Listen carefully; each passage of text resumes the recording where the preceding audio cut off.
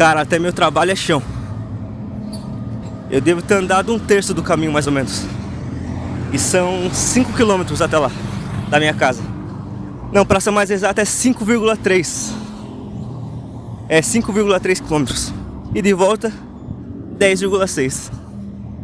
Nem sinto mais, já gastei muita sola. Tô nessa faz um ano. É um ano e pouco, um ano e alguns dias. Nunca fiquei tanto tempo em um emprego assim, não. Primeira vez, deve ser meu 9º emprego. Tô colecionando.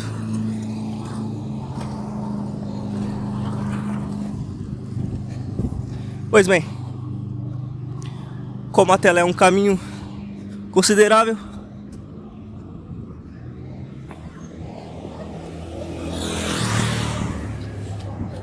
e a rua tá movimentada aqui.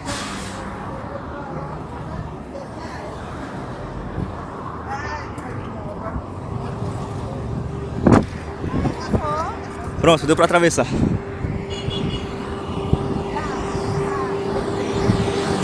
Bem, como é um caminho considerável até lá, eu decidi ir gravando. Não vai chegar a lugar nenhum, já te adianto logo. Mas coisas acontecem, ainda mais na rua. Inclusive eu não sei como que as pessoas saem de casa sem imaginar que nada pode acontecer com elas. É meio estranho.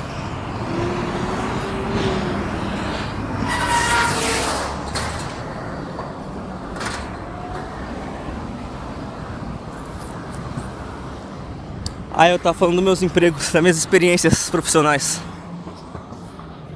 Meu primeiro emprego foi logo quando saí da escola.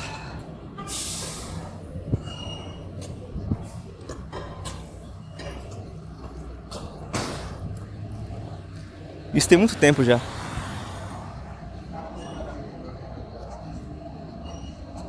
Mas menos tempo do que minha percepção me diz. Eu saí da escola, eu moro em São Paulo. Moro em Diadema. E consegui um emprego em Bauru, interior de São Paulo. Minha mãe ficou louca comigo. Mas eu queria ir, e fui. Acho que eu fiquei um mês lá. Mas deu pra eu conhecer algumas cidades do lado. Pederneiras, Jaú também conheci. E lá em Bauru eu achei bem parecido com, sei lá, com Diadema, com São Bernardo. É uma cidade bem grande pra quem caminha a pé. É lógico, caminhar a pé é redundante, né? Mas enfim, é uma cidade feita pra carro. Diferente de Pederneiras, por exemplo, que eu consegui, ou melhor, que eu andei essa cidade de ponta a ponta andando. Em Bauru eu consegui muita carona. Não conhecia nada por lá. Então boa parte da caminhada que eu fiz por lá foi por carona e ônibus. Mas enfim, o emprego foi... como que se diz mesmo?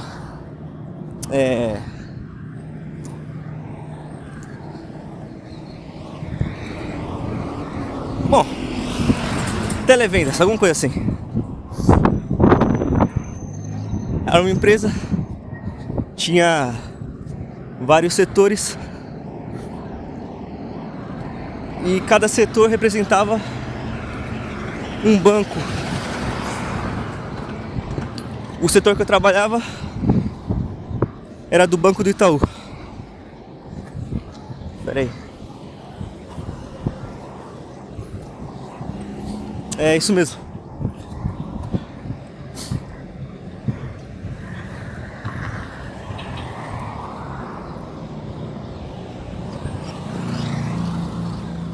E lá cara, era uma droga. Era uma droga, não fazia nada direito. Eu não tinha muito saco, não. Eu não ligava quando eu levava xingão.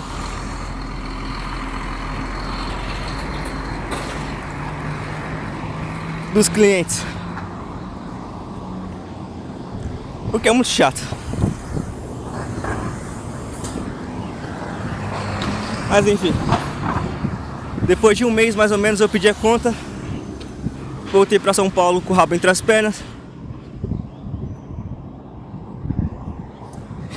E não demorou muito até arrumar outro emprego, que foi na Aviação Piracicabana.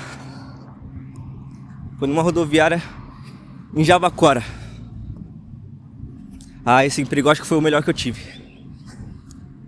Não com o melhor salário, mas foi com uma experiência muito boa. Eu gostava de ficar na rodoviária no... Como se diz? Bom, embarcando o pessoal. Embarcando o pessoal lá no... Eu esqueci como se diz, na plataforma. É. Eu ficava com uma planilha e tinha que anotar os ônibus que chegavam, os passageiros, o motorista. E tinha vezes que encostavam, sei lá, 4, 5 ônibus. Então eu tinha que correr porque tinha que cumprir com o horário e não podia atrasar. Porque os fiscais, eu acho que da Artesp, não sei, ficavam em cima e não podia ter atraso. Ah, eu acho que esse emprego me rendeu uma das experiências mais doidas que eu tive, que foi no Ano Novo. Ano Novo ou no Natal? Eu acho que foi Ano Novo. Não, acho que foi no Natal. Meu horário era das 5h30 da manhã até as 1h50 da tarde. Eu gostava desse horário. Pois bem, na véspera eu fiquei das 5h30 da manhã, normal, até as 3h50 da manhã do dia seguinte. Virado. A gente saiu de lá e a gente ficou no hotel perto da rodoviária, pra estar na rodoviária às 5h30 de novo. Bom, teve muito atraso por causa do tempo. Os passageiros ficou tudo doido. O colega meu levou um socão nas costas. A gente teve que tirar o uniforme e colocar nossa roupa normal, porque os passageiros estavam vindo tudo pra cima. E eu conversando com uma passageira que eu já conhecia, eu não sei o que eu falei. Eu não sei o que eu falei que irritou um passageiro que tava atrás esperando, mas eu não falei na maldade. E lá se foi minha experiência na rodoviária.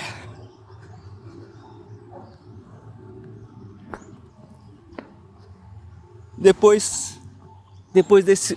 Onde que eu arrumei mesmo? Foi no... Eu acho que foi na Americanas. É. Um amigo meu trabalhava lá. Ele era supervisor.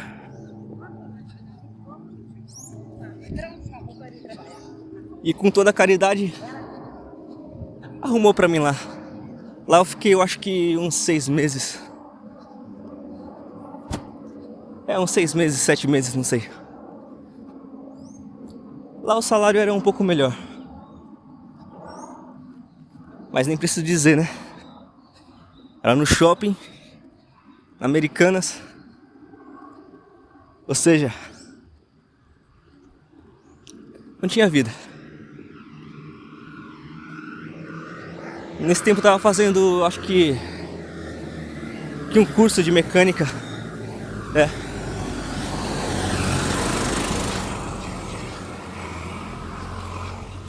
Foi nesse tempo mesmo. Foi isso que me segurou lá. Não, também o que me segurou lá foi a hora do almoço. Era 1h30 de almoço. E eu gostava de ficar vadiando lá no centro. já que eu almoçava em casa. Então eu saía, sei lá, umas 3 horas, comia um lanche, ficava pela praça, andava, conversava com os vagabundos lá e nem via a hora passar. Eu gostava. Também me rendeu muitas experiências boas. Rendeu também a amizade que eu trago até hoje. Mas eu pedi a conta depois de um tempo. Eu pedi, eu acho que poucos meses antes daquela polêmica envolvendo Americanas. Eu nem sei muito bem do que se trata, não procurei muito saber não. Aí depois eu fui pra... Caramba, eu esqueci.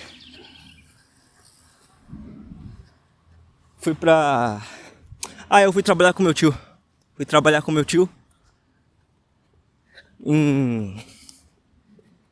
Como é que se diz? Paisagismo e marcenaria.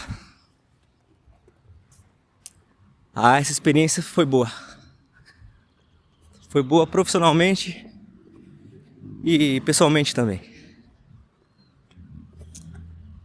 Lá sim eu aprendi a trabalhar. Mas também não fiquei muito tempo não. Fiquei, eu acho que 8 meses. 8 meses. Saí e fui trabalhar numa fábrica que fazia revestimento interno para caminhão. Da Volvo, Mercedes e outros. Lá eu fiquei 11 meses. 11 meses. Exatamente 11 meses. Sem acrescentar nem tirar nenhum dia. Lá eu me dei bem. Lá, depois do meu 3º mês, eles gostaram de como eu trabalhava e me colocaram como ajudante do líder do setor. Era o setor de acabamento. E acabou que esse líder se envolveu em alguns rolos lá e foi demitido. E sobrou pra mim ficar no lugar dele com 3 meses. Lá eu trabalhei bem. Acho que eu trabalhei tão bem assim lá. Trabalhei tão bem assim por causa das coisas que eu aprendi no emprego anterior. Acho que por isso que rendeu tanto.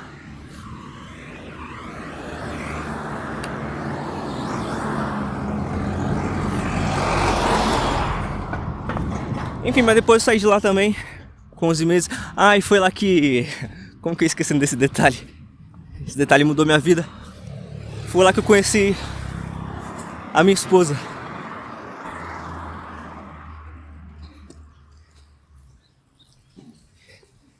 Conheci ela, a gente começou a namorar.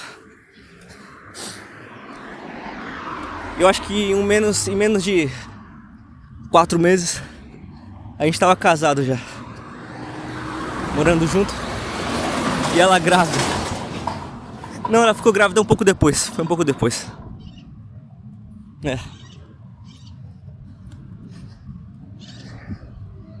E depois sim eu saí de lá. Não, na verdade eu saí antes da gente se casar. Mas eu saí de lá depois de já estar namorando com ela. Depois de lá eu fui trabalhar com estética automotiva. Lá eu gostei. Lá eu gostei de verdade. Além de trabalhar com carro, também era com caminhão. Lembro que a gente desmontava o caminhão inteiro por dentro pra fazer cada detalhe. E dava um resultado muito... Cara, muito bonito.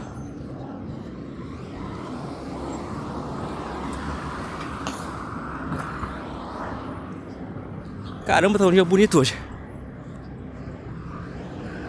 Tava olhando aqui. Aqui do meu lado tem uma praça muito... bem grande.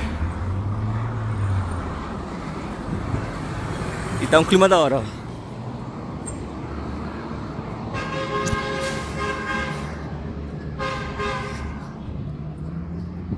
Bom, depois disso eu fiz mais algumas coisas. Algumas coisas pontuais, casuais.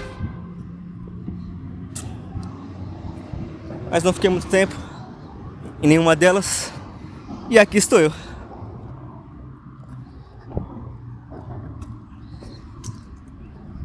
E é claro que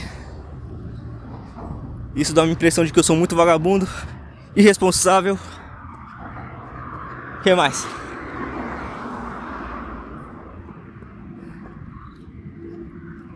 Sem comprometimento. E etc e tal. Mas não é bem assim não.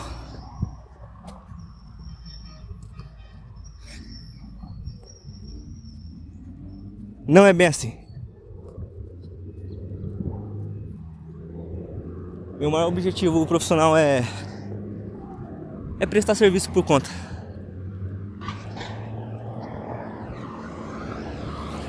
Eu vou fazer isso logo logo. Bom, mas fora emprego, fora trabalho, já fiz muita coisa também. Já gravei música. Já também publiquei um livro. Isso foi em 2022, eu acho. 2022. 2022. Eu publiquei um livro muito doido chamado Apolisíaco, A Guerra que nos Rege. Minha ideia nesse livro era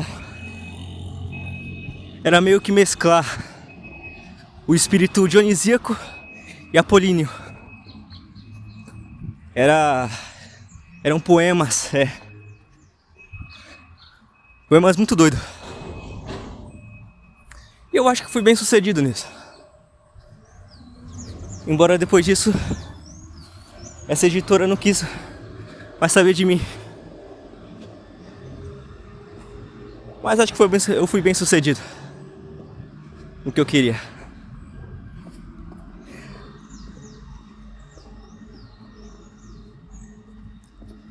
E as músicas que eu gravei era de um LP chamado... Como que era o nome mesmo? Era Bagagem Leve. Bagagem Leve, isso. Eram umas músicas de voz e violão. Músicas que eu vou gravar. Ainda não desisti delas. Porque eu acho que são boas músicas.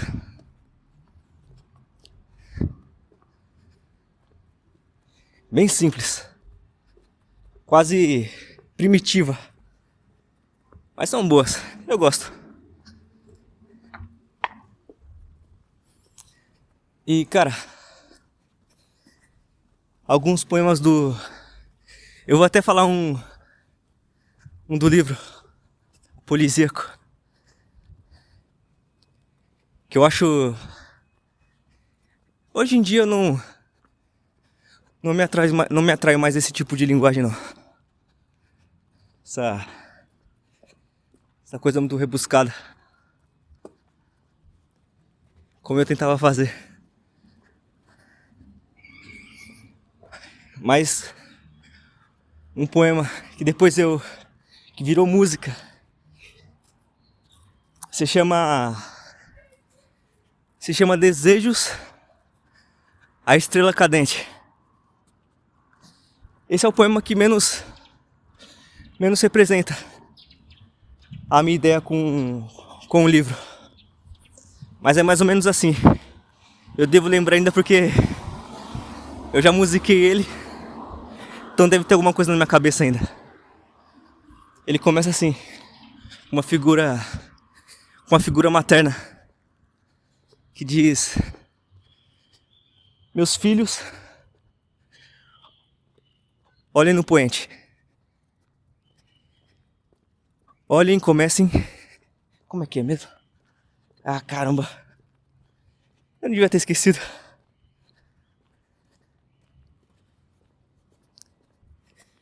Deixa eu lembrar da melodia. Acho que é assim, vamos ver assim. Ah, droga, eu vou lembrar. Pior que eu não posso puxar. Eu tenho ele aqui escrito em PDF, mas não dá pra eu abrir agora porque senão eu vou ter que interromper o áudio. Mas meus filhos, olhem no poente. Olhem e comecem a desejar. Peçam a estrela cadente. Não era peçam. Era confiem na estrela cadente. E ela vai realizar. Aí começa os filhinhos falando. Ilustre uma luz cegante e rubra, como as espadas do sol, sobre esse campo moribundo, cuja tristonha penumbra se fecha ficando mais só, e mais distante desse mundo. Dê asas a essas rochas, formadas pelos anos corroídos. Nunca nada puderam fazer. As velhas trilhas chamam minhas botas.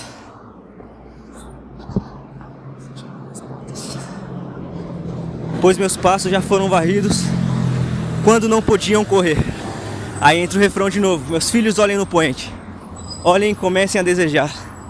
Confiem na estrela cadente e ela vai realizar. Aí começa de novo.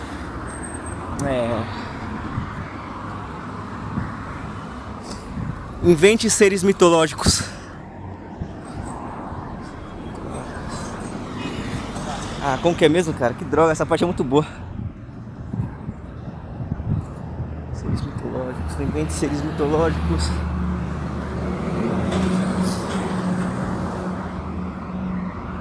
Invente seres mitológicos que ensinem a humanidade.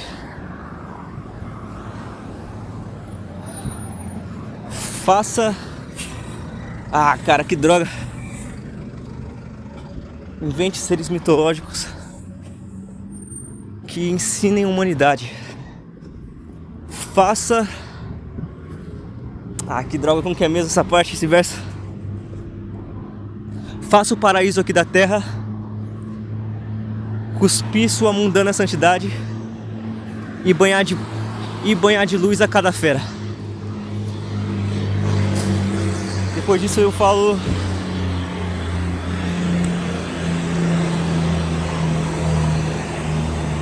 Depois disso... Bom, vamos pular essa parte. Aí vem o refrão. Meus filhos olhem no poente. Olhem e comecem a desejar. Confiem na estrela cadente e ela vai realizar. Aí entra os versos finais. Pinte de outra cor o mundo. Me ensine a decifrar a dor dos fios invisíveis caudalosos.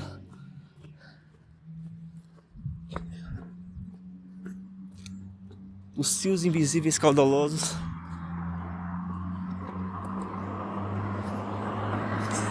Através do sol ao mar profundo. Meus olhos podem enxergar a vida galopando a céu aberto, sobre um campo vivo e iluminado. Há um destino que não vai chegar, mas vai...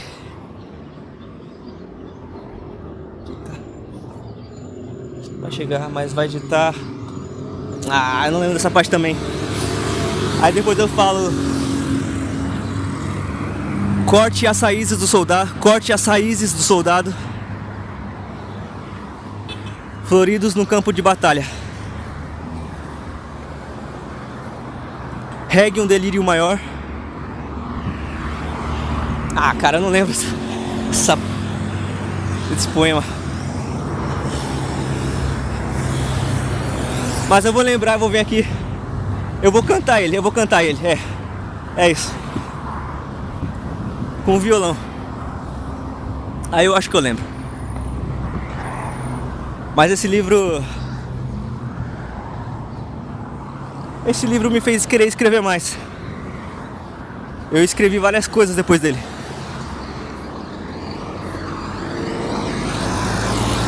Coisas bem diferentes do que eu tinha escrito antes. Eu larguei esse estilo quase mítico quase mítico. Passei a escrever um pouco mais concreto. E depois disso poesia me cansou. Até hoje eu não tenho muito saco mais pra poesia.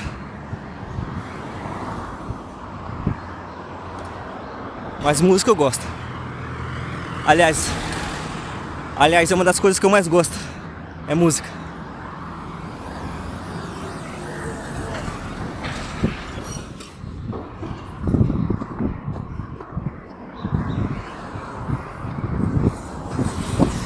O que eu fiz mais também? Eu escrevi algumas crônicas, escrevi alguns contos bem curtos.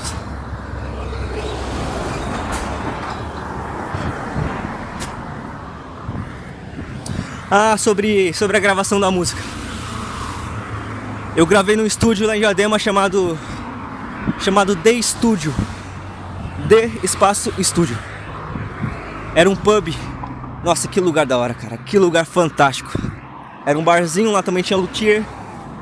E atrás, nos fundos, aliás, lá atrás era o estúdio. E lá sempre tinha evento, show e não sei o que. Eu adorava aquele lugar. O dono era o Levi Sintra. Só que lá eu gravei só algumas guias, faixa guia. E depois abandonei o projeto. Só alguns anos depois que eu voltei a gravar. Aí já foi no estúdio lá em Diadema também, só que em outro bairro. Era o produtor, aliás, maestro Roberto, eu não lembro o sobrenome dele, mas um ótimo produtor, gente finíssima. E lá eu finalmente gravei o Bagagem Leve. Só que depois de pronto, adivinha? Pois é, abandonei o projeto de novo. Passaram-se alguns anos e eu me interessei de novo nesse mesmo projeto do Bagagem Leve. Aliás, nunca saiu da minha mente Bagagem Leve. Mas eu quis retomar, mas acabei perdendo. Aliás, já tinha perdido as faixas. Entrei em contato com o Roberto e claro, ele também não tinha. Então decidi, falei, eu vou gravar em casa. Eu vou gravar em casa e distribuir por minha conta. E é o que eu vou fazer. Vou postar aqui, inclusive. Bom, tem um caminho ainda pra andar, mas eu vou finalizando por aqui, porque isso foi só um teste. Eu pretendo gravar, eu não sei, uma conversa, um tipo de conversa diariamente, indo pro meu trabalho como agora, falando sobre várias coisas. E isso foi um teste para eu saber como seria, se funcionaria esse aplicativo que eu estou usando para gravar, como vai ficar o áudio. E em breve eu vou comprar um microfone também para dar continuidade. Não tenho nome ainda para esse quadro, mas provavelmente no próximo episódio eu vou ter. É isso aí.